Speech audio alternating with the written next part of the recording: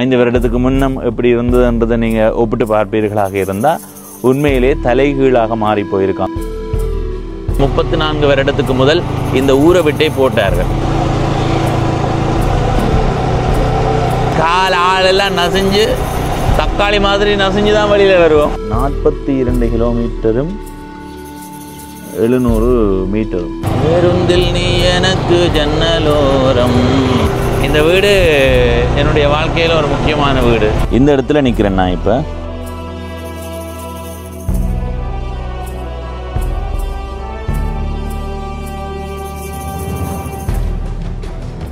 வணக்கம் நண்பர்களே, நான் உங்கள் நண்பன் தர்சனாமூர்த்தி பவனீசன். நான் இப்போ எங்கே நிற்கிறேன்னா யாழ்ப்பாணத்தில் சிறுப்பிட்டி என்னுடைய ஊரில் எங்களுடைய வீட்டடியில் நிற்கிறேன். இன்றைய நாள் இந்த காணொளி எப்படி இருக்க போதுண்டா ஒரு பயண காணொளியாக இருக்க போது. யாழ்ப்பாணத்தில் சில வீதிகளூடாக பயணம் செய்து வர போகிறனால தான் இந்த காணொளி. இப்போ நான் நிற்கிற சிறுப்பிட்டியில் நாங்கள் இப்படி போனோம்னா பருத்தித்துறை பிரதான வீதிக்கு போகலாம். பருத்தித்துறை பிரதான வீதியில் இருந்து யாழ்ப்பாண நகர பகுதிக்கு போய் யாழ்ப்பாண நகர பகுதியிலிருந்து பலாலி வீதியூடாக வயாவளானுக்கு வந்து வயாவளானில் இருந்து அச்சுவேலிக்கு வந்து அச்சுவேலியில் இருந்து சிறுப்பிட்டிக்கு வர போகிறோம். இந்த பாதை சரியாக ஒரு 40-41 கிலோமீட்டர் வருமென்னு நினைக்கிறேன். சில வழிகளில் கூடலாம் குறையலாம். நாங்கள் இப்போ நேரம் எத்தனை மணின்னா 3:33 நிமிடம். நாங்கள் எத்தனை மணிக்கு பயணத்தை ஆரம்பிக்கிறோம்ன்றதை காட்டுறோம் பாருங்க. இந்த இடத்துல நிற்கிறேன் நான் இப்போ. இப்படி நகரப்பகுதிக்கு வந்து நகரப்பகுதியால் பிறகு பலாலி வீதியால் வயாவளானுக்கு வந்து வயாவளானால் இப்படியே வந்து திரும்ப சிறுப்பிட்டிக்கு வர போகிறோம். இதில் விடப்பட்ட வீதி இருக்குல்ல, அதாவது இராணுவ கட்டுப்பாட்டில் இருந்தது 34 வருடங்களுக்கு மேலாக அது விடப்பட்டிருது. அது ஏற்கனவே நீங்கள் நிறைய காணொலிகளில் பார்த்துருப்பீங்க, நானும் பதிவிட்டிருக்கிறேன். எனவே இன்றைய இந்த முழுமையான ஒரு பயணத்தில் அந்த இடத்தாலேயும் பயணம் செய்து இந்த ஞாயிற்றுக்கிழமையில் யாழ்ப்பாணத்தினுடைய நகரப்பகுதிகள் பிரதான வீதிகள் எல்லாம் அப்படி இருக்கின்றதை பார்க்கலாம். எனக்கு நாங்கள் போய் பார்ப்போம். நேரம் சரியாக 3:35 நிமிடம்.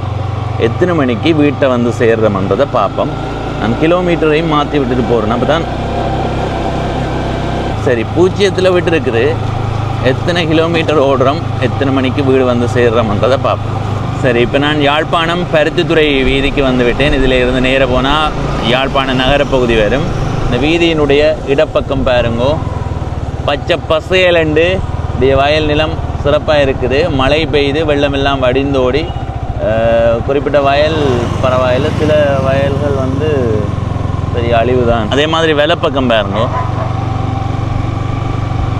சிறுப்பிட்டி நகரப்பகுதி. ஏன் அப்படி சொல்கிறேன்னா வங்கி இருக்குது, எரிபொருள் நிரப்பு நிலையம் இருக்குது. எதிர்காலத்தில் ஒரு 20 வருடத்துக்கு பிறகு இந்த இடத்துல கடைகளினுடைய எண்ணிக்கை கூடவா இருக்கும்.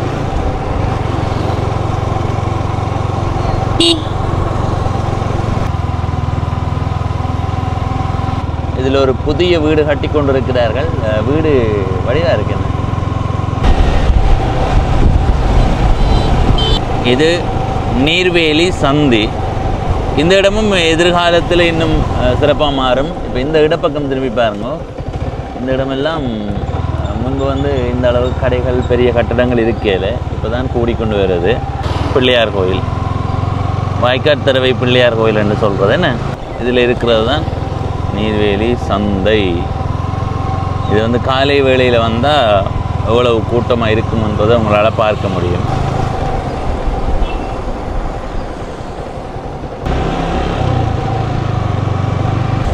இதில் இருக்கிறது நீர்வேலி அத்தியார் இந்து கல்லூரி. இந்த பள்ளிக்கூடத்தில் நிறைய பேர் படிச்சிருப்பீங்க. யாரெல்லாம் படிச்சிருக்கிறீங்களோ கருத்து போடுங்க. கந்தசுவாமி கோயில் அடி இதுக்குள்ளே போனால் அங்கே பாருங்க இருக்குது கந்தசுவாமி கோயில். இன்றைய நாளில் இந்த பிரதான வீதி ஊடாக பயணம் செய்யும்போது பார்க்குற இடங்களைத்தான் உங்களோட பகிர்ந்து கொள்கிறேன். அதுக்காக கோயிலுக்கு உள்ளே போகையில் தம்பி அந்த கந்தசுவாமி கோயில் வந்தது அதுக்கிட்ட போய் காட்டியிருக்கலாம்ன்ற மாதிரி நீங்கள் கேட்காதீங்க. ஏன்னா நாங்கள் கூடுதலாக ஒவ்வொரு கிராமங்களுக்கும் பயணம் செய்யும்போது அந்த கோயில்களை மினக்கட்டு காட்டலாம். இது வந்து பிரதான வீதி ஊடாக பயணம் செய்கிறோம். அடுத்தது நிறைய நேரமாகும் நாங்கள் இடத்த சுற்றி பார்க்குறதுக்கு. இந்த 40 கிலோமீட்டர் பயணம் செய்கிறதுக்கு ஒவ்வொரு கோயில்லையும் 10 நிமிடம் மினக்கட்டால் எனக்குன்னா இன்றைக்கு இருபாலை வரைக்கும் தான் போகலாம் அப்படி கோயிலை மட்டும் பார்க்குறதுண்டா. அதனால் நாங்கள் இந்த வீதியால் பயணம் செய்யும்போது பார்க்குற விடயங்களை உங்களோட பகிர்ந்து கொள்கிறோம். இதில் ஒரு பெரிய அரச மரம் நிற்குது, நல்லா இருக்குது. இது கோப்பாய் பிரதேச செயலகம். பருத்தித்துறை பிரதான வீதியால் பயணம் செய்யும் போதே நீங்கள் பார்க்கலாம். அம்மாச்சி உணவகம், பாரம்பரிய உணவகம். அப்படி எந்த பக்கம் திரும்பினா இதில் அகரம் மருந்தகம். இதில் வெள்ளப்பக்கம் இருக்கிற கட்டிடத்தை பாருங்க, ஒரு பெரிய கட்டிடம். அதே மாதிரி இடப்பக்கமும் கட்டிடம் வந்துடுது. உண்மையாக சொல்லப்போனால் யாழ்ப்பாணம் பெரிய அளவு மாற்றம் கண்டிருக்கு. இப்போ நாங்கள் இன்றைய நாளில் யாழ்ப்பாணத்தை சுற்றி காட்டுறதால யாழ்ப்பாணத்தை பற்றி சொல்கிறோம். ஒரு 20 வருடத்துக்கு முன்பு இந்த மாதிரி வீதிகளால் பயணம் செய்தவர்கள் இந்த காணொலியை பார்த்தா நிச்சயமாக என்னடா இது இப்படி மாறி போயிருக்குன்னு சொல்கிற அளவுக்கு இருக்கும். ஏன்னா நிறைய சாதாரணமாக இருந்த சந்தி பகுதிகள் எல்லாம் நகர பகுதிகளாக மாறிவிட்டது. சொல்லப்போனால் தலைகீழாக மாறிய யாழ்ப்பாணம் என்று தான் சொல்ல முடியும். என்ன இதில் நிறைய வாகனங்களாக இருக்குது, நிறைய நாட்களாக இருக்குது. அன்றைய ஞாயிற்றுக்கிழமை இதில் ஒரு சபை ஒன்று இருக்குது.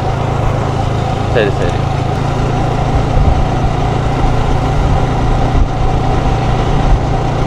நாவலர் பள்ளிக்கூடம். இது கோப்பாயில் இருக்கிற ஒரு தேவாலயம். இந்த கோயிலுக்கு பின்பக்கம் பாருங்க, இதில் ஒரு பெரிய ஒரு கட்டிடம் ஒன்று கட்டி இடையில நிற்குது. எனக்கு தெரிஞ்ச ஒரு 3-4 வருடமாக இடையிலேயே நிற்குது. ஏதோ ஒரு பிரச்சனை இல்லை, என்னவோ தெரியலை. இந்த இருபாலை எந்த அளவுக்கு மாற்றம் கண்டிருக்கின்றதை பாருங்க. ஆரம்ப காலத்தில் சில பழைய கட்டிடங்கள்லாம் இருந்தது. இப்போ நான் அதில் அவங்களுக்கு காட்டினேன், அதில் ஒரு பெரிய கட்டிடம் பாருங்க. அதெல்லாம் கட்டி முடித்தா இந்த இடத்த யோசிச்சு பாருங்க. அதே மாதிரி இந்த பகுதியிலெல்லாம் புதிய கட்டிடங்களும் வந்திருக்குது, பழைய கட்டிடங்களும் இருக்குது, புதுசும் வந்திருக்கு. எனக்குன்னா கற்பக பிள்ளையார் கோயில் அப்படி தான் நினைக்கிறேன். கற்பக பிள்ளையார் கோயில் தான். இதில் ஒரு குளத்தை பார்த்தீங்களா? அச்சுவேரி பருத்தித்துறை பேருந்து எனக்கெல்லாம் ஞாபகம் இருக்குது. உயர்தரம் படிக்க அச்சுவேலி யாழ்ப்பாணம் பேருந்தில் தான் நாங்கள் பயணம் செய்து வருவோம். அதுவுமே அந்த வகுப்பு முடிஞ்சு மாலை வேளையத்தை வந்தால் செட்டி கதை, கால் ஆளெல்லாம் நசிஞ்சு தக்காளி மாதிரி நசிஞ்சு தான் வழியில் வருவோம். கல்வியங்காடு நகரப்பகுதி. ஞாயிற்றுக்கிழமை அதுவும் மாலை நேரத்தில் அந்தளவு பரபரப்பு இருக்காது, ஓஞ்சி போயிருதான் இருக்குமென்று நான் சொன்னேன். ஆனால் கடைகள் பூட்டி இருக்குது தான், இருந்தாலும் சாதுவான பரபரப்போடு தான் நகரம் இருக்குது. அத்தியாவசியமான கடைகள் திறந்திருக்குது. சட்டநாதர் கோயில் யாழ்ப்பாணத்தில் மிக பழமையான வரலாறு கொண்ட கோயில்களில் இதுவும் ஒன்று.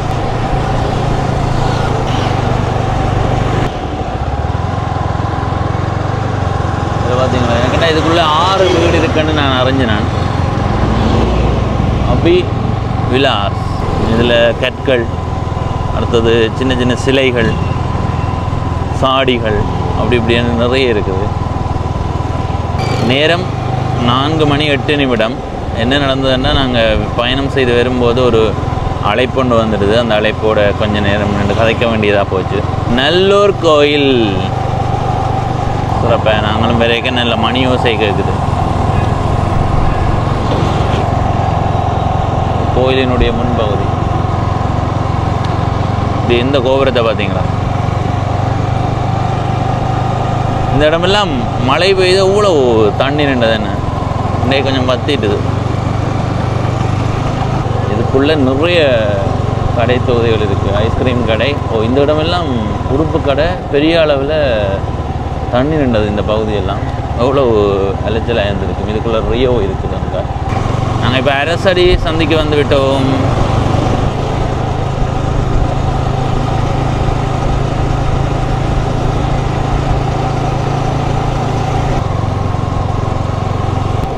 ஆனைப்பந்தி சந்தி என்றாலே நிறைய பேர் சொல்கிறது இதில் இருக்கிற வெதுப்பகம் தான். இதில் பாருங்க, ஒரு வெதுப்பகம் இருக்குது. அம்பாள் வெதுப்பகம். ஆரியகுளம் சந்திக்கு இது என்ன சந்தி? கெட்டப்பல் சந்தி. கெட்டப்பல் மாதிரி இருக்கிறதால கெட்டப்பல் சந்தி. இப்போ தான் நாங்கள் ஆரியகுளம் சந்தையை நோக்கி போய்கொண்டிருக்கிறோம். இடப்பக்கம் இருக்கிறது ஆரியகுளம், வலப்பக்கம் பாருங்க உயர்கல்வி கட்டடம். காத்திருக்கவும் 14 நிமிடம் காத்திருக்கவும்.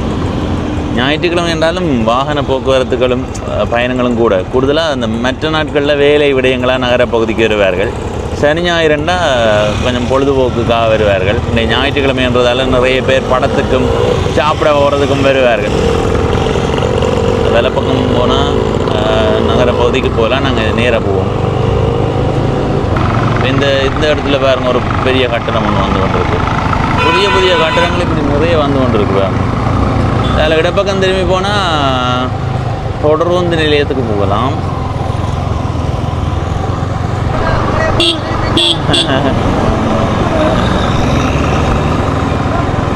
அப்படியே இந்த பகுதியில் பாருங்க இவ்வளோ கட்டிடங்கள். என்ன இதில் தான் ஐபிசி தமிழ் கலையகம் இருக்குது. நான் 2018 இருந்து நிறைய காலமாக இங்கே பணியாற்றி இருக்கிறேன். வணக்கம், எங்கே போகிறீங்க? முல்லைத்தீவுக்கா? புங்குடுதீவுக்கா? சரி, இப்போ நாங்கள் வேம்படி சந்தையில் நிற்கிறோம். வலப்பக்கம் திரும்புவோம். ஐயோ, சரி சரி. இன்றைய நாளில் நிறைய பேர் சாப்பிடவும் படம் பார்க்கவும் தான் போய்கொண்டிருக்கிறார்கள்.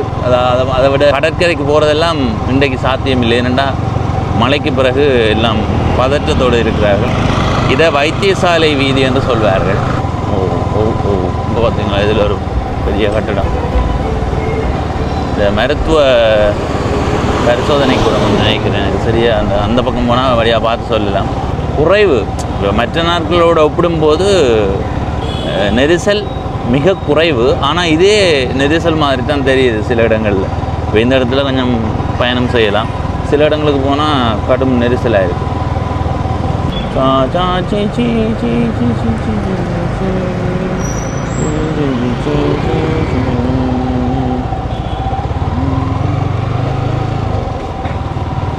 சுவர ஓவியங்களை பாருங்கள், இவ்வளவு சுவர ஓவியங்கள்.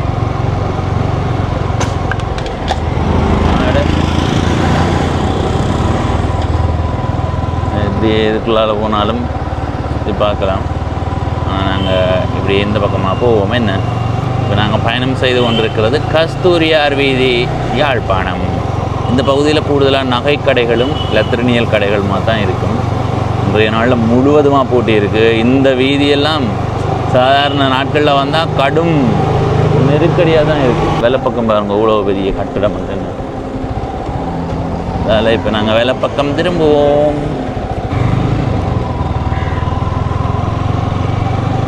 உண்மையாக சொல்ல போனால் இந்த நகரப்பகுதியே பெரிய அளவு மாற்றம் கண்டிருக்கு. இப்போ இது ஒரு வழிப்பாதையெல்லாம் போகலாம். அங்கே இருந்தால் வரையில அது. இப்போ நேராக போனால் நாங்கள் வெலிங்டன் சந்தைக்கு போகலாம். அதில் போகிறத விட இதுக்குள்ளே போவோம். சரியா, இதுக்குள்ளே போய் வைத்தியசாலை பின்பக்கமாக போவோம். உண்மையாக சொல்ல போனால் இப்படியான நேரங்களில் தான் யாழ்ப்பாண நகரப்பகுதியை இலகுவாக பயணம் செய்து கிடக்கலாம். இல்லையென்றா கரைச்சல். இதால் இடப்பக்கம் போவோம். பேருந்தில் நீ எனக்கு ஜன்னலோரம். இப்போ இந்த வீதியில் வெள்ளப்பக்கம் பாருங்க, இடப்பக்கம் பாருங்கன்னு சொல்லல. ஏன்னா 2 பக்கமுமே கட்டிடங்கள் இருக்கிறதால. ஆனால் இந்த வெள்ளப்பக்கம் பாருங்க இதில் இருக்கிறது. அடுத்தது இதில் பாருங்க, இதுலேயும் ஒரு கட்டிடம் வந்து கொண்டு இருக்குது. எனக்குன்னா யாழ் போதனா வைத்தியசாலை இன்னொரு 10 வருடத்தில் இன்னும் பெரிய அளவு மாற்றம் காணும் என்று நினைக்கிறேன்.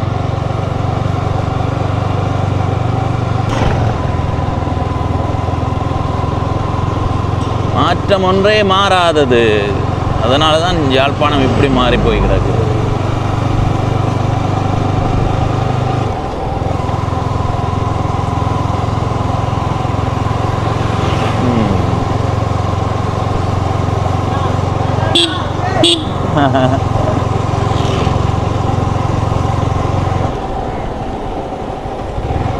இனி நாங்கள் வெள்ளப்பக்கம் திருப்புவோம். என்ன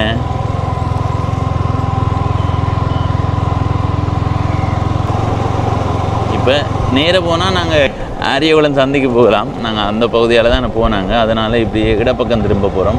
இந்த வீதி அதிகமான மக்கள் பயணம் செய்கிற வீதி. ஏன்னா அரியகுளம் சந்தியில் சமிக்ஞை விளக்கு இருக்கிறதால அதில் ரெண்டு மினக்கிறது இறைச்சல் ரெண்டு போட்டு எல்லோரும் இதுக்குள்ளால தான் பாஞ்சடிச்சு போவோம். என்ன எல்லோரும் தான், உங்களை மட்டும் சொல்லல, எல்லோரும் தான், நானும் தான் நீங்களும் தான். ஆனாலும் இதுக்குள்ளே ஓடுறது தவறண்டு இல்லை, மெதுவாக தான் இதுக்குள்ளே போகலாம். அதில் நின்று மினக்கிறத விட இதால் போகலாம்னு போட்டு தான் கூடுதலாக வாரது. இப்போ நாங்கள் பலாலி வீதியில் ஏற போகிறோம். நேர போனால் பருத்தித்துறை வீதி, நாங்கள் இங்கே ஊருக்கு போகலாம். நாங்கள் இந்த வீதியால் போனால் பலாலி. இந்த இடத்துல பாருங்க இவ்வளவு கட்டிடங்கள் என்னென்ன பார்க்கவே ஒரு பிரமிப்பாக இருக்குது. கடை அதை உடை புது சரித்திரம் படை. இங்கே பாருங்க இதில் இந்த கட்டிடம் நல்ல வடிவாக இருக்கு. என்ன இதில் பார்த்தீங்களா இவ்வளோ கட்டிடங்கள் வந்து கொண்டு இருக்கு. என்ன எனக்குன்னா 5 வருடத்துக்கு முன்பு யாழ்ப்பாணத்தில் இருந்தவர்கள் வெளி இடங்களில் இருந்து திரும்ப வாரார்கள் என்றால் நிச்சயமாக பிரமிப்பார்கள். இப்படி மாறி போயிருக்கேன். இது திருநெல்வேலி சந்தை, மேலே போகணும் சந்தைக்கு. இது திருநெல்வேலி சந்தை பகுதி. இந்த இடத்துல பாருங்க ஞாயிற்றுக்கிழமை இப்போ யாழ்ப்பாண நகர பகுதியில் பார்த்துருப்பீங்க கொஞ்சம் பரபரப்பாக இருந்தது. ஆனால் இந்த திருநெல்வேலி நகர பகுதி கொஞ்சம் வெறிச்சோடி போயிருக்குது. கடைகள் எல்லாம் பூட்டு. இதில் வேலை பக்கம் போனால் கல்வியங்காட்டுக்கு போகலாம். நேரம் 4:27. இதில் பாருங்க அம்மாச்சி உணவகம். இந்த அம்மாச்சி உணவகம் மிக பிரபலமானது. நிறைய பேர் வெளிநாட்டிலேருந்து வரும்போது எல்லாருமே இந்த பலாலி வீதியில் இருக்கிற அம்மாச்சி உணவகத்துக்கு வந்து சாப்பிடுவார்கள். ஆரம்பத்தில் அந்த அம்மாச்சி உணவகம் நல்லா பிரபலமாகி கொண்டு போன நேரமெல்லாம் கூடுதலாக வருவார்கள். ஒரு பெரிய சூப்பர் மார்க்கெட், அதுக்கப்புறம் பீட்சா ஹட். இது வந்து கோண்டாவில் சந்தி.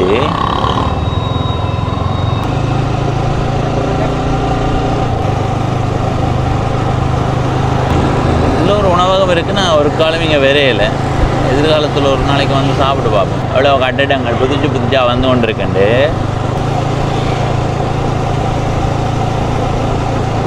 ஷோ ஒன்று மலை. அந்த பக்கம் பாருங்க டிப்போ அடி.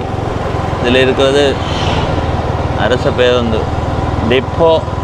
கோண்டாவிலேயுமே நிறைய திருமண மண்டபங்கள் இருக்குது. பருத்தித்துறை வீதியில் திருமண மண்டபம் இல்லைன்னு சொல்ல முடியும். 1-2 தான் இருக்குது.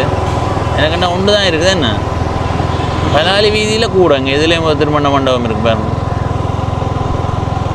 அதை விட காங்கேசந்துறை வீதி இருக்குல்லோ, அங்கே திருமண மண்டபங்கள் தானாப்பா கூட. பலாலி வீதியில் திக்காக இருக்குது. இப்போ இப்படி பயணம் செய்யும்போது இன்னொரு திருமண மண்டபம் வருது. எனக்கு என்ன NK ஃபங்க்ஷன் ஹால்னு நினைக்கிறேன். அந்த மண்டபத்தை ஒரு காணொலியாக பதிவு செய்து போட்டிருந்தேன். இந்த இதில் ஒரு பழமையான வீடு ஒன்று பார்த்தீங்க. செங்கல்லால் வீடு கட்டுறாரு. நல்லா குளிர்மையாக தான் இருக்கும்.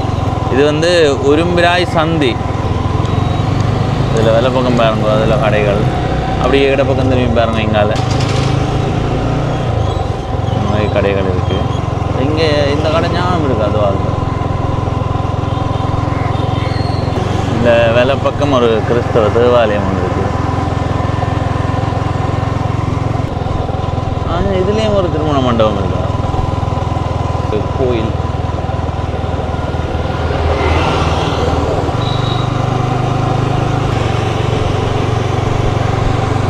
உரும்பிராய் இந்து கல்லூரி.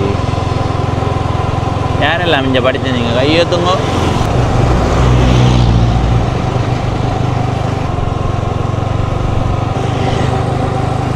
அதில் வெள்ளை பக்கம் போனால் எந்த கரந்தன் சந்தை, என்ன கரந்தன் சந்தைக்கு போகலாம். அடுத்தது இதில் ஒரு கோயில் இருக்குது. இந்த கோயிலெல்லாம் நான் ஊரழு என்ற கிராமத்தை பதிவு செய்யும்போது காட்டியிருக்கிறேன். பவனீசன் ஊரழு கண்டு தேடி பாருங்க. ஆமாம், இது ஒரு பிள்ளையார் கோயில், வீரகத்தி பிள்ளையார் கோயில். இதில் அடுத்த மண்டபம் இதுதான் NK ஃபங்க்ஷன் ஹால். இவ்வளோ நீளமாக இருக்கேன். 10 கடைக்கு மேலே இருக்குது நீளமாக. இப்போ நாங்கள் எங்கே வந்துட்டோம்? பொன்னாலை கட்டுவானுக்கு வந்துட்டோம். பொன்னாலை கட்டுவன் இந்த இடத்தின் பெயர்.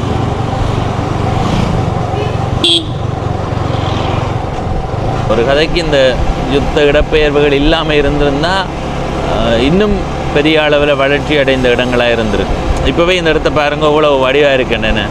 இந்த வாழை தோட்டம், அடுத்தது இடப்பக்கம் சில வீடுகள் அப்படிலாம் சேர்த்து பார்க்கும்போது அவ்வளோ சிறப்பாக இருக்குது. நாங்கள் இதுவரைக்கும் பயணம் செய்து வந்த வீதியில் இவ்வளவு கோயில்கள், என்ன அளவான சின்ன கோயில், பார்க்கவே ஆசையாக இருக்குது. நாங்கள் இப்போ புன்னாலைக்கட்டுவன் வடக்கில் நிற்கிறோம். இந்த பகுதியில் நிறைய வீடுகள் வந்து கொண்டு இருக்குது. இது ஒரு சின்ன வீடு, நல்ல அமைப்பாக இருக்குது, வடிவம் ஒரு சின்ன குட்டி வீடு.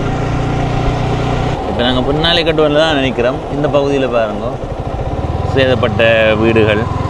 இப்படி நாங்கள் நீங்கால போக போக அதிகமான சேதப்பட்ட வீடுகளை பார்க்க முடியும்.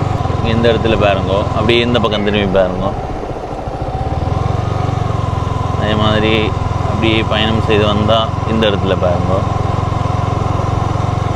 இதுக்கு இங்கால நாங்கள் போக பெரிய அளவான வளர்ச்சி எங்களால் பார்க்க முடியாது. ஒரு கதைக்கு இந்த ஒரு பின்னடைவு இல்லாமல் இருந்திருந்தால், இடப்பெயர்வு என்ற விடயமோ யுத்தம் என்ற விடயமோ இல்லாமல் இருந்திருந்தால், இந்த இடங்களில் மக்கள் இன்னும் அதிகமாக வாழ்ந்திருப்பார்கள். என்னென்னா இந்த கிராமங்களில் வாழ்ந்த மக்கள் எல்லாம் இப்போ 100% மக்கள்னா அப்படியுமே 80% மக்கள் இப்போ ஊர்லேயே இல்லை. அந்த 80% மக்களில் அதிகமானவர்கள் வெளிநாட்டில் தான் நிற்கிறார்கள். சில பேர் வெளி மாவட்டங்கள், வெளி ஊர்களில் இருக்கிறார்கள். இப்போ இந்த பகுதியெல்லாம் விடப்பட்டாச்சு, இராணுவத்திட்ட இருந்து மக்களுக்கு கொடுத்தாச்சு. இப்போ இந்த இடம் பாருங்க, நகரப்பகுதி மாதிரி தெரிகிறதுக்கு காரணம் இதில் பள்ளிக்கூடம் இருக்குது, பயாவிலான் மத்திய கல்லூரி. அதை விட இதுக்கு அங்கால போக முடியாதுன்றதால பலாலி நகரப்பகுதியை எங்களால் பார்க்க முடியலை. இப்போ நாங்கள் இராணுவ குடியிருப்பு பலாலி என்ற எல்லைக்குள்ளே நுழைகிறோம். இந்த வீதி தான் விடப்பட்டது. இதில் இருந்து இன்னும் கொஞ்சம் தூரம் நாங்கள் இந்த வீதியை அப்படியே தொடர்ச்சியாக காட்டிக்கொண்டு வரோம். இந்த வீதி தான் விடப்பட்டிருக்கே தவிர இடப்பக்கம் பாருங்க, அதில் முள்வேலி போடப்பட்டிருக்குது. அதுக்கு அங்கால காணிகள் இராணுவத்தினுடைய கட்டுப்பாட்டு தான் இருக்குது. அதே மாதிரி வலப்பக்கமும் அப்படி தான், இடப்பக்கமும் அப்படி தான். சரி, இந்த வீதி அப்படி பார்த்து கொண்டு வாங்க. இவ்வளவு சிறப்பாக இருக்குது, என்ன உண்மையாக அவ்வளோ நல்லா இருக்குது. பச்சை பசையில் என்று இருக்குது. நிறைய பெரிய பெரிய சடைச்சு வளர்ந்த மரங்கள், அதை பார்க்கவே ஆசையாக இருக்குது. சரி, நான் உங்களுக்கு சொன்ன மாதிரி இந்த பகுதியும் பாருங்கள், தொடர்ச்சியாக இதுக்கங்கால முள்வேலிக்கங்கால இராணுவ கட்டுப்பாடு. அதே மாதிரி வெள்ளப்பக்கமும் பாருங்க, முள்வேலி இருக்குல்ல, முள்வேலிக்கு அங்கால இராணுவ கட்டுப்பாடு.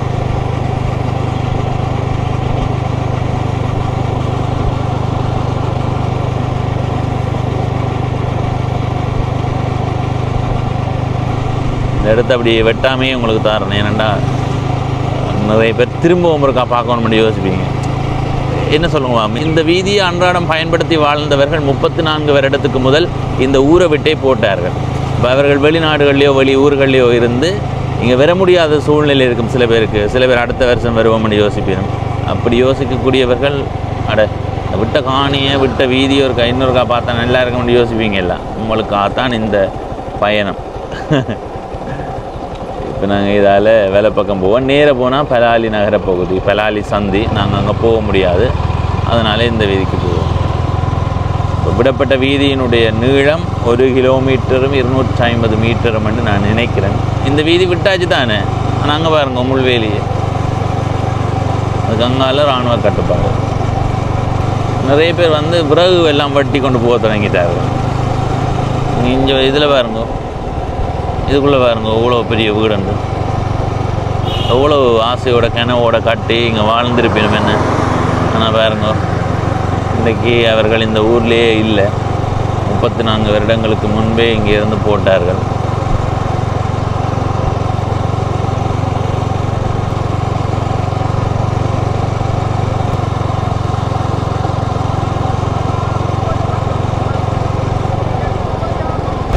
இந்த பகுதி இராணுவ கட்டுப்பாட்டில் இருக்குது.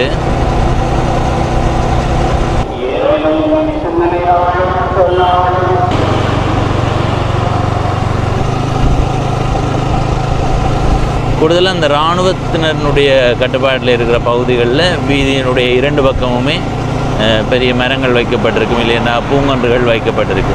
இப்போ இந்த பகுதியெல்லாம் வெறும் பற்றைக்காடாக தெரியுது உங்களுக்கு.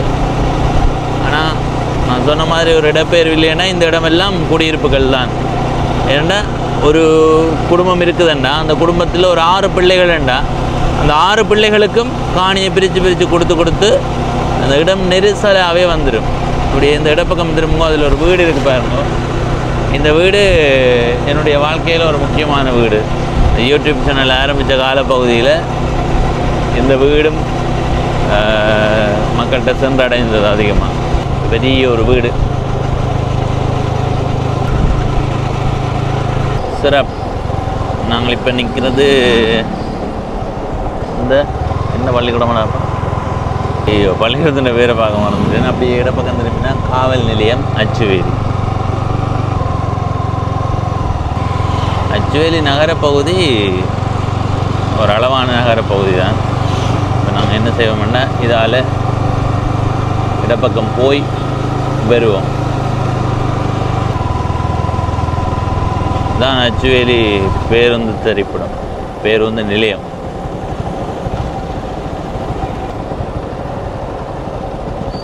அந்த கட்டடத்தை உள்ளே வந்து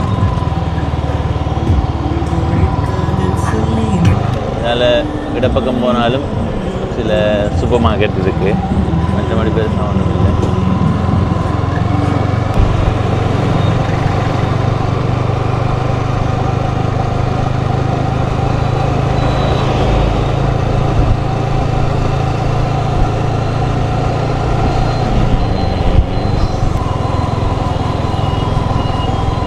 இப்படி நேராக போனால் சுண்ணாகம் வீதியில் போயிடலாம். அதாவது புத்தூர் சுண்ணாகம் வீதியில் நாங்கள் அங்கே வரைக்கும் போகலை. இதில் கொஞ்சம் தூரம் போயிடுவோம். இந்த பகுதியில் பாருங்க நிறைய வங்கிகள் இருக்குது. இலங்கை வங்கி, NSB வங்கி, காமர்ஷியல் வங்கி, செலிங்கோ இன்சூரன்ஸ், அப்படி இப்படின்னு நிறைய. சரி, இந்த பக்கமாக போவோம். அடுத்தது இதுக்குள்ளேயும் ஒரு கட்டிடம் வந்து கட்டிடமாக வருது. மேல பக்கம் திரும்பி பயணிக்கும் போது மறுமுறை பார்த்தேனே. அச்சுவேலி நகர பகுதியில் 2 பள்ளிக்கூடம் இருக்குது. அந்த பள்ளிக்கூடங்களினுடைய பெயர் தெரிஞ்சால் சொல்லுங்க பாப்பா. சொல்கிறப்ப இதில் இருக்கிறது அச்சுவேலி பிரதேச வைத்தியசாலை. வெள்ளப்பக்கம் பாருங்க, PJ ஹோட்டல். ஆவரங்கால் சந்தி. இந்த ஆவரங்கால் சந்தியை பார்ப்பீர்களாக இருந்தால் ஓரளவான நெரிசலோடு தான் இருக்குது. இதுதான் ஆவரங்கால் நகரப்பகுதி.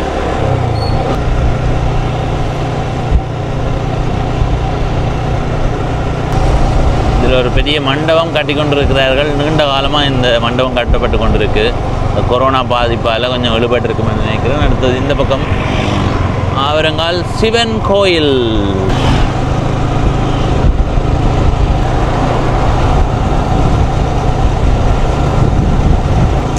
புத்தூர் நகரப்பகுதியை நோக்கி நகர்ந்து கொண்டிருக்கிறோம். இது புத்தூர் தான் இவ்விடம். நாங்கள் இப்போ நிற்கிறது இதுவும் புத்தூர் சந்தி தான். இப்படி நேர போனால் சுன்னாகம் நகரப்பகுதிக்கு போகலாம். இதில் இருக்கிறது வலிகாமம் கிழக்கு பிரதேச சபை. புத்தூர் ஒரு 10 வருடத்துக்கு முன்பு நகரப்பகுதி இல்லை, ஒரு 4 கடை இருக்கும். ஏன்னாடா எங்கள் நாளாந்து நானே வந்து போயிருக்கிறதால தான் வெளிப்படையாகவே சொல்கிறேன். இதில் இந்த பகுதியில் பாருங்க புதிய கட்டிடம். இப்படி வெள்ளப்பக்கம் திரும்புங்க, இந்த கட்டிடம் தான் ஆரம்ப காலத்தில் இருந்தது.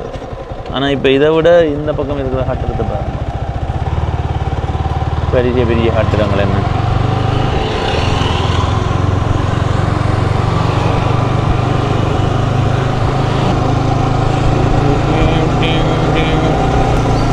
தோமஸ் தான் பள்ளிக்கூடம். எங்கே பள்ளிக்கூடத்தை காட்டுறான். இதுலேயும் ஒரு கட்டிடம் இருக்குது. மேலே நிறைய கடைகள் இருக்குது, எல்லாம் பூட்டி இருக்குது. அடுத்து இதில் ஒரு புதிய கட்டிடம். எனக்குன்னா இது ஒரு வங்கியாக வருமண்ட மாதிரி யாரோ சொல்லி கேள்விப்பட்டேன். நான் எனக்கு யாருன்னு தெரியாமல் இருக்குது. இதால் உள்ளே இறங்கி போனால் 1 கிலோமீட்டருக்கு மேலே போனால் எங்கிட்ட வீடு வந்துடும். இந்த இடமெல்லாம் பாருங்க அவ்வளோ வெள்ளம் என்ன. இந்த வீதியெல்லாம் திரும்ப போட போகிறார்கள். எனக்குன்னா இதுக்குரிய சல்லியெல்லாம் வந்துடுதுன்னு நினைக்கிறேன். ஆனாலும் போடுறார்களோ இல்லை அழுத்தடிக்கிறார்களோ தெரியல. இந்த பகுதி இவடத்தடிக்கு கான்கிரீட் தான் போடுவார்கள் நினைக்கிறேன். உயர்த்தி போட்டு நல்ல வடிகால் அமைப்பு விடயங்கள் செய்தால் இந்த இடத்துல தண்ணியே நிற்காது.